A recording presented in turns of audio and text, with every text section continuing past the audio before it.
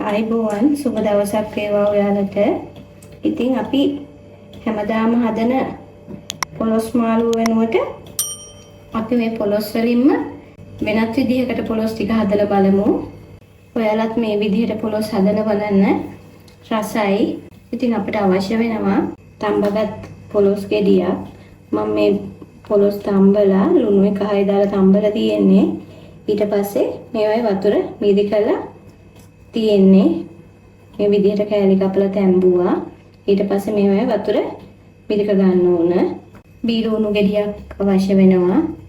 කුඹල කඩ, මිරිස් කරල් 5ක් විතර, රම්පේ කරපිංචා, සුදු ලුණු. තව අපිට අවශ්‍ය වෙනවා කෑලි මිරිස් තේ හැඳි 2ක්, අබ තේ හැඳ. අපි බලමු කොහොමද හදාගන්නේ කියලා. අපි දැන් මේ පොලොස් ටික මේ විදිහට පොඩි කරගන්න ඕන. මේකේ වතුර හොඳට මිරිකලා තියෙන්නේ. මේ විදිහට ටිකක් අර ඇට වගේ තියෙන පොලොස් ගෙඩියක් නම් වඩාත් හොඳයි. මේ විදිහට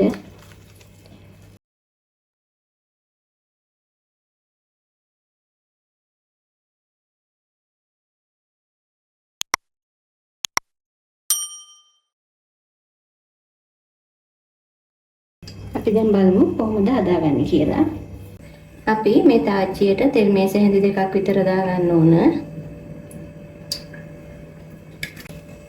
තෙල් රත් වුණාට පස්සේ මිරිස් කෑලි ටික එකතු කරන්න.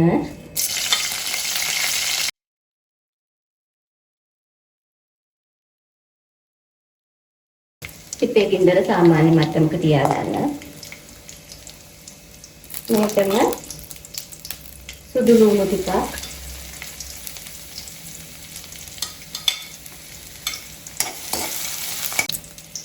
අබ ටිකක්,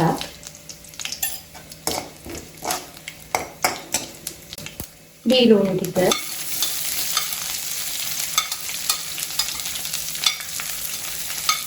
කරපිංචා, රම්පේ, උඳලකඩ.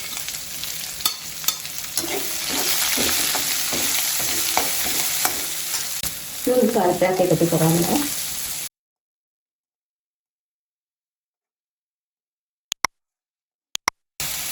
කෑලි මිරිස් ඔයාලට අවශ්‍ය ප්‍රමාණය දාගන්න. මම නම් තේ හැඳි 2ක් දැම්මා.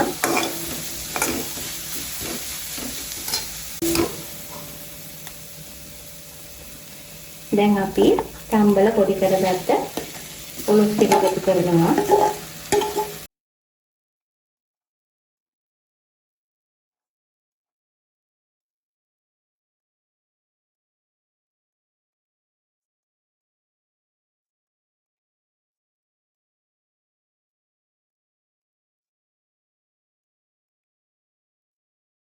කහ කුඩු සල්පයක් එකතු කරන්න.